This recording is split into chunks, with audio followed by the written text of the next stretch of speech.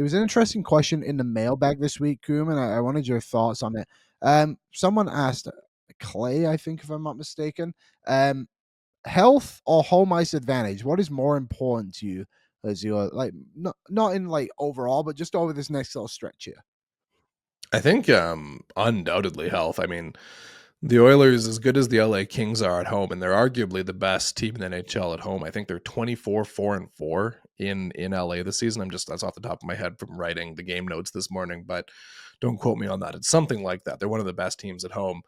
The Oilers have already they had to go into LA in game 6 in that series in 2022, I think it was, the first time they played LA, and win that game 6 in order to kick it back home for game 7. And I realize the situations are very different, but the core of the Oilers has gone into opposing teams' buildings and won game 7s before. I think back to last year, of course, they beat the Vancouver Canucks, and they won game 7 in Vancouver. It's a thing they can do, but what the Oilers aren't going to do is win playoff series with Connor McDavid on the roster at 50%, Mattias Ekholm at 25%, and Stuart Skinner at 75%. I think that's not really the version of the Oilers we want to see. We don't want to see them go full throttle here to finish second in the Pacific Division just to host LA and be a shell of themselves and wind up losing the series at home or something like that. That's not what anybody wants to see. The Oilers need to be healthy wherever they are, even if they're the 8th seed. It doesn't